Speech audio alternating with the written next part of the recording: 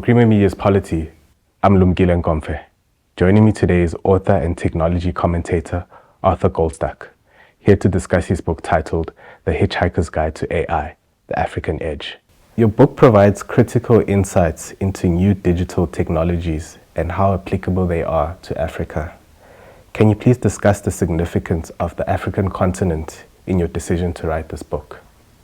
It went back to the writing of the first edition of the book, which was subtitled A Handbook for All. And I realized once it had really penetrated the market that it was a useful starting point for people who didn't know much about AI, and it made some important points. And one of the really important points it made was that innovation across the African continent is different from innovation in developed markets or industrialized countries. And the phrase I used was that innovation in Silicon Valley is based on opportunity. Innovation in Africa, and Africa is not a country, but across Africa, innovation is based on need. And the more I explored that concept, the more I realized that it wasn't just about need, it was also about addressing the challenges of the continent. And the way it addressed the challenges showed just how innovative people across the continent were in using technology. So there's a lot of concern about whether we should or shouldn't use imported technology. And it's a silly argument, because if someone has developed it, then why not develop on top of that? The way innovation and research and development happens is that you're building on top of what went before. So to ignore what went before, you essentially have to go back to the beginning and reinvent the wheel, which makes no sense whatsoever. But to embrace what has gone before, and then on top of that to build solutions that are unique or special or specific to this continent, really gives us an edge.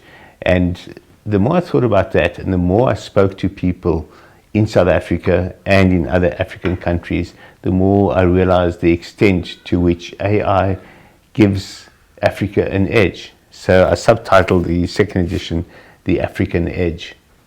And the idea of that is the way we implement solutions is not just different, and it's not just specific to the challenges of the continent, but can also teach the rest of the world how to embrace these technologies.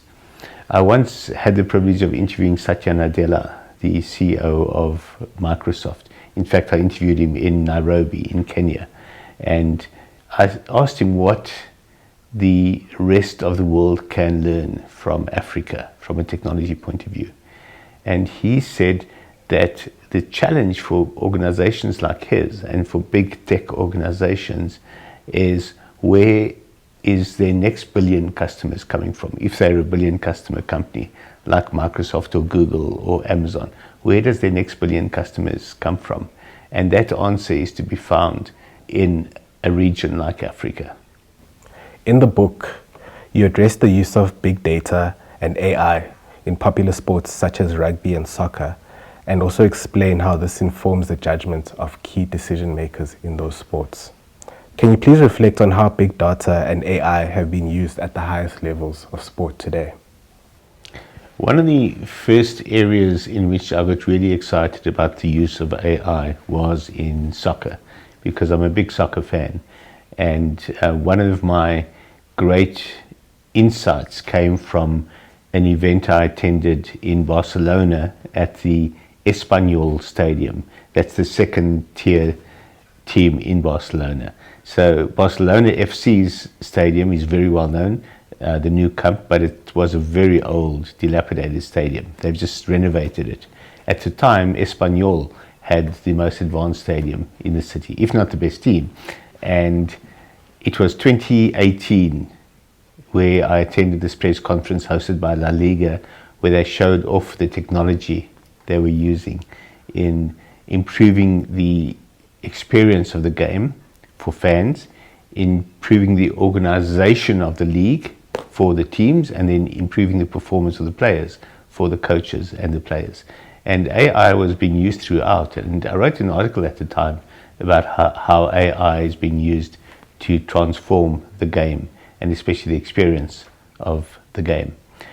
And what subsequently happened is that other leagues embraced similar technology, and the edge that La Liga had in club football across Europe was lost, because up to that point, up to 2018, they had dominated European club football for 10 years. And then, you could say stupidly, they revealed the secret of their success, and everyone caught up. And over the next 5 years, the English Premier League, which was always regarded as the most competitive, but hadn't performed at the same level, suddenly dominated for the next 5 years, to the same extent that La Liga had dominated for the previous 10 years. And then exploring it further, the earliest event that truly showed me the advent of AI in sport was the 2014 World Cup in Brazil. Brazil were the favorites to win the cup. They had gone unbeaten for 62 games at home when they went into the semi-final against Germany. But Germany had a secret weapon, which was a sports platform for big data and analytics applied to the performance of players from a company called SAP. And SAP is best known for enterprise resource software, but they applied their expertise to soccer. Now, I had seen this, interestingly, being demonstrated at the Mobile World Congress in Barcelona, but it hadn't dawned on me just what impact it could have. And in 2014, in July of that year, Germany came up against Brazil in the semi-final. And Brazil had lost two key players, their captain Thiago and their iconic striker Neymar. And the German team asked the SAP platform how to exploit the gaps that resulted in the loss of those players. And through the guidance of a data-driven platform, and of course their own tactics and their coach and their players performing at the highest level of their ability, Germany destroyed Brazil in that game. By halftime it was 5-0, and the football world was in shock. The game ended 7-1, and Brazil only scored their goal in the last minute of regular time. So it was a consolation goal. 7-1 for the team that was the favorites and had gone unbeaten for many years was truly an earthquake in football. And I believe it was an earthquake that was a result of the use of AI. So then I asked the question, why don't they use it in other sports? And it turned out that they did use it in other sports. In fact, the Americans were the first to embrace it in basketball and football and baseball, to analyze data, analyze performance, because those are very stats-driven sports, very analytical. And when you watch a commentary of any American sport, you can see the depth of data that is being mined live as you're watching, which dramatically increases fan engagement as well. And that was the purpose originally, but then it also became a fantastic tool for analyzing a team's own tactics and strategy. And that was then integrated into soccer. And then the next step in the story was an Irish startup company called Stat Sports decided to apply this thinking to rugby. And they developed a platform, and they used a device called an Apex device, which was fixed to players' shirts, which the software could then access to track the movement of the player, the effort of the player, the distance covered, the speed at which they moved, etc., as well as the impact of tackles on them, which gave coaches a massive insight into the effort levels of players, comparative effort, comparing their effort now with their entire career, because they had typically 10 years worth of data that they were able to integrate into the system. And the result of that was that Ireland went from being the 5th ranked team in the world in 2020 to being the number 1 ranked team by 2022, and again 2023, and again the first half of 2024. But meanwhile, the Springboks were the second customers of this system. And I figured that if the Springboks had embraced the system, they must be using AI to help them. And I came up with the argument that AI must be worth at least 1 point in a game. And then you just have to look at the results of the 2023 Rugby World Cup finals. The last 3 games, the Springboks won by 1 point in the quarterfinal, semi-final and final. And analysing it, I came to the conclusion that it was actually pivotal in the quarterfinal when South Africa beat France. And at one stage they were behind in that game. And no one thought that they could come back from it. And Rassie Erasmus introduced the bomb squad, his concept of bringing on 4 or 5 fresh legs at the same time to overwhelm the opposition or to give the Springboks a level of strength that the opposition couldn't break through. And if you analyze that game, you could see the impact of the bomb squad on the outcome of the game. But also, I believe the decision of when to bring them on was driven by the data. And AI, in effect, told the Springboks how to play that game and to win it. The English were the next team to embrace stat sports, but they didn't have the gees that the South Africans had. So it was clear that AI will give you that 1 point differential, but if you don't have the gees, then you still are not going to be able to use AI to win the game. So I figured I should ask Rassie about this himself, and it took quite a while to negotiate the interview. But he was very generous with his time and his comments, and he confirmed, and he used that phrase in the interview, that AI is worth at least 1 point in a game. But he also made the point that what actually wins the game is when players put their body on the line and the kind of effort they put into the game. So AI can't beat effort, it can't beat motivation, it can't beat gees. And in the business context, that translates into culture or mindset. It can't beat mindset. But without it, you can't win. Can you please explain the significance of the relationship between AI and the World Bee Project in understanding environmental biodiversity and human survival? And can you also mention other notable AI projects taking place in Africa today? The World Bee Project was not on the African continent. It was in a city called Reading in England, where I'd heard about this from a company called Oracle that does database software. And they told me that at their Reading headquarters, they had this bee project going in collaboration with a global World Bee Project.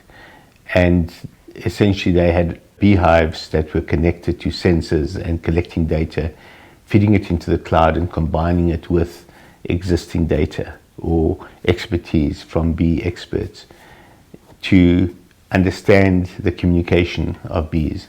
So I got very excited about that, and we spent a while negotiating, and eventually they took me to Reading to visit the beehives. Very low key, it's in a corner of the Oracle campus. If you didn't know about it, you wouldn't know it's there when you visit the campus. Someone has to take you there.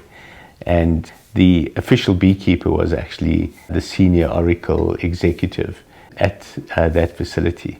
And he talked me through the thinking behind it. And then I visited the hives themselves. If you didn't look close, you wouldn't realize the significance of it. But essentially they had sensors measuring every aspect of what was happening in the hive, from the sounds the bees were making, to the patterns of flight in and outside the hive, to the weight of the honey in the hive, to even the weight of the queen in the hive. And the weight of the queen, for example, was an indicator of when the bees were preparing to move the whole swarm. Because when they're prepared to move, they starve the queen because she's very heavy. So if they want to move her, they have to starve her to make her light enough to carry. And the moment they see her weight dropping, they know that they're preparing to move. And then they start introducing other sensors to measure the movement and the communication. So in effect, they were translating the language of bees. The significance of that for the African continent is the extent to which it brought the understanding of the bee ecosystem into hives being maintained across this continent, professionally maintained hives obviously, but they were able to integrate this data to improve the health of the bee population And anyone who's seen the bee movie or has looked into the role of bees in pollination will know that bees are critical to flower pollination and plant pollination, and therefore critical to the survival of the human race. So it's a critical project. Unfortunately, the Oracle campus project isn't happening anymore, but the World Bee Project continues. And through those kinds of projects, we understand what it takes to protect our natural environment. Not that governments pay attention to that, but they can't claim that they didn't know. And there are a range of other projects. Google is involved in projects to understand the language of dolphins, for example. There are projects to understand the language of whales, and they've discovered that whales have a phonetic alphabet almost that can be interpreted. And the more whale sounds they collect and the more they analyze them, the more they'll be able to understand the language or the communication of whales as well. Whales, dolphins, and the like. And that has come back to humanity as well, because researchers from Nigeria came up with the idea that you could analyze babies' cries in this way. And he went to study further in Canada and developed an app to record and analyze the cries of babies. And he collected a database of baby sounds, and they codified the baby sounds to say what it actually signified. Does that mean the baby's hungry? Is it in pain? What does that sound signify? Even happy sounds could be interpreted. And this app then became one that any parent could use on their phone to record the sounds their babies made and get advice. So typically a mother understands what's happening with the baby, but not always. And sometimes parents get very frustrated because they don't understand why the baby is crying. And this isn't a perfect tool, of course, but it's a guide to understand the sounds the baby is making, what it probably represents, and what's the ideal approach to address the baby's pain, for example. So you can see that the concept of interpreting the language of an animal or an insect has got wide-ranging ramifications and potential. Amid the disquiet expressed by some leaders in the educational sector, what advice do you have on how schools and universities effectively structure their use of AI? And can you also advise on when it is applicable to embrace or avoid AI in professional and creative writing? Those are two very big questions. The first one has three answers. The answer that is needed, but that is not going to be heeded, is that schools need to throw out the entire system of assessment that has been used for hundreds of years. Because making students or children learn off by heart, rote learning, and then testing them in a exam or test scenario is, I believe, not education. All you're doing is testing the ability of children to perform in a test. You're not testing their knowledge. Same with the essays. Assigning essays and then marking that essay is not really testing a child's knowledge. And on this continent, we have an acute appreciation of the fact that most assessment happens in the English language. And most of the people taking the test or writing the essay don't have English as their first language. So you're not testing knowledge. You're testing the ability to use English to frame your thoughts. So those concepts should actually tell schools and universities that there's something fundamentally flawed in the entire education system. AI offers a solution to this. So that's my first answer, is throw out the existing system of assessment. My second answer is, well, they're not going to throw out the existing system of assessment, but they have to adapt to the emergence of AI. So rote learning, firstly, has been shown not to be very productive. So that can be thrown out. But broadly, assessing people's knowledge should be done completely differently. And ideally, it should be done in their mother tongue. Where that's not going to happen, you should allow a student to use AI to almost repair their broken understanding of the language in which they're being assessed, if they don't have that fluent knowledge of the language. Because there's one thing being able to talk the language effectively, there's another being fluent in the language. It puts you at a massive disadvantage if you're not fluent and you being tested against those who are fluent, because a lot of assessment has an outcome of choosing who's the best, not just determining whether you are adept in the subject. So if they're choosing who's the best, of course those who are more fluent are going to be at a massive advantage. So that also tells you that you should be embracing AI in order to level the playing field in that regard. So now the question emerges, AI allows kids to cheat. That's what I hear whenever I give a talk on AI. There'll be someone saying, I just see AI as something that lets kids cheat at their homework. Well, that shows you that the homework is flawed. It's not the kid that's flawed if they're able to use AI to cheat. It's the same thing as 20 years ago when Wikipedia became a big thing and schools had to pass rules against the use of Wikipedia as a source. In many cases, Wikipedia was a more reliable source than any other. And then prior to that, calculators, we're going back now to the 1960s, when calculators emerged, schools banned the use of calculators. Now you can use them during exams. It was seen as cheating, now it's seen as just expediting or making the person more efficient. And AI will be seen in the same light. So you've got to approach it differently. And there's a teacher in Johannesburg who actually gave me a deep insight into it.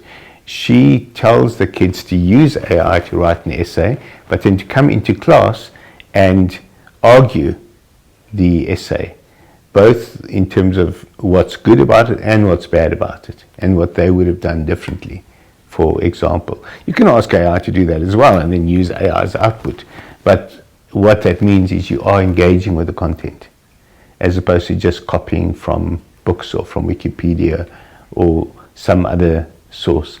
So find ways for students and children to engage with what you're teaching them. Your brother Charles has achieved great success in the world of recorded music, where he was a business partner to the legendary US music executive Clive Davis. What were some of his reflections on the revolutionary effects of AI and machine learning in democratizing the global music industry? The first real insight came when he was involved with a digital jukebox business called TouchTunes. He's still deeply involved in it. He's a shareholder, but he was brought in to turn the business around. And one of the key things he did was to evolve the technology of the digital jukeboxes they were using. Initially, they looked like traditional jukeboxes, and very often they had to be refilled or stocked physically with music. Digital music, but still it had to be done physically. He moved that into 4G and then 5G in terms of over-the-air provisioning of the devices, but also payment systems were digitalized. But a key element was to bring in machine learning to recommend music based on what people were choosing. So one of the options in TouchTunes is that you open an account on your smartphone, you pay via the smartphone, but then you link it to the digital jukebox in the bar or the restaurant or the hotel lobby, and you select songs via your smartphone on the device. And based on what you select, the system develops a knowledge of what your musical tastes are, and then it uses machine learning to recommend the next song. So it's the same machine learning concept that guided Amazon.com in recommending books. They were the pioneer in using machine learning for recommendations, what they call a recommendation engine. And then in the music world, Spotify pioneered recommendation engines. In fact, that was the key to Spotify's early success. And Charles embraced that with TouchTunes. And that also helped propel TouchTunes to new levels of performance and success. So that was in terms of machine learning itself. But now Charles is working on a PhD in AI with regard to music rights and copyright. And he has developed fascinating insights into the meeting of creativity, copyright, and AI. And he argues now that there has to be a coming together of creatives, copyright owners, and AI companies. At the moment, there are many battles being fought out in court, and he sees that as deeply divisive and damaging to the creatives and to the music industry and to the AI industry. But there needs to be some kind of collaboration or a meeting of minds between those three entities. What are some of the key implications of inherent biases in AI and machine learning? Bias is a massive challenge in machine learning, and it's not always because the people training it have inherent bias. It's also because they don't understand the biases that can emerge from machine learning and from the content that is being used to train large language models. And there are quite a few examples in my book, going back to 2014. 2014 seems to have been a pivotal year in learning about AI. Everyone thinks AI began in 2022 with the launch of ChatGPT, but it goes back 75 years. And some of the key moments are ones you can pinpoint as having occurred long before 2022. In the 1970s and 1980s, there were two periods of what they called AI winter, where AI failed to meet expectations of the time and funding dried up, but it kept coming back. But I believe 2014 was a pivotal year as well, because I mentioned the Soccer World Cup finals, but also Amazon developed a HR tool for expediting and improving recruitment of engineers and the like. But they should have seen this coming. They used their existing CVs of successful applicants to train the model. And if you think about the earlier years of software engineering, it was male dominated. So naturally, the bulk of the successful applicants were male. So naturally, the AI or the machine learning would embrace the idea that this is what a successful applicant looks like, and it would typically be male. And they realized fairly early on, to their credit, that it was predominantly selecting men. It was significantly biased against women. And it was a bit of an internal PR disaster, but it was also a massive learning for them. And Amazon quickly shut down the system, and in fact they disbanded the team, because they realized that the bias had actually infiltrated from the people actually putting together the system, who didn't recognize the flaws in what they were doing. So already in HR, more than a decade ago, we've seen the bias that can creep in. And yet to this day, there are organizations making similar mistakes, using AI in HR without understanding the biases. And it's criminal almost. And anytime something like this crops up again, heads should roll, because people should have learned from the past. It's something actually I get quite angry about, when I think you can see, or if you don't see, then you're not doing your job. But there are other areas as well. Also early on, it was found in banks or in financial institutions in the United States granting home loans. And they trained the systems based on successful home loan grants of the past. And you can instantly see what's going to happen there. They're going to be biased towards those who were recipients of banking services in the past. And in the United States, given its history, it's going to be biased towards affluent white people living in affluent white suburbs. And the system, in effect, redlined areas that didn't match that description, because historically home loans weren't granted in such areas. So it in fact exacerbated the underserved nature of some areas, or the underdeveloped nature, or the underfunded nature of some areas. So traditionally black suburbs would have even less success with home loans because of this system, whereas traditionally white suburbs would have even more success in home loan applications. And again, this is a public relations disaster for the banks involved, and a massive lesson in the use of such biased material. It's a lesson to South African banks as well if they plan to use AI in this manner. And then the third example that is far more recent was the outcomes of the use of AI in treating mental health in the United States, where they discovered that certain biases crept in. That meant when people were from certain race groups, the automatic AI generated assessment and proposed treatment was different for those from different race groups, and biased against people from lower income backgrounds, for example. This is in the past year. So we're seeing that kind of thing happening right now. And that tells us how careful we have to be about the bias and how cognizant we have to be about the potential flaws creeping in and where any form of bias might have an impact. So we've got to be alert to the potential bias regardless of AI and look at what biases the humans in the system might have, and then see whether those biases are reflected in how AI is behaving.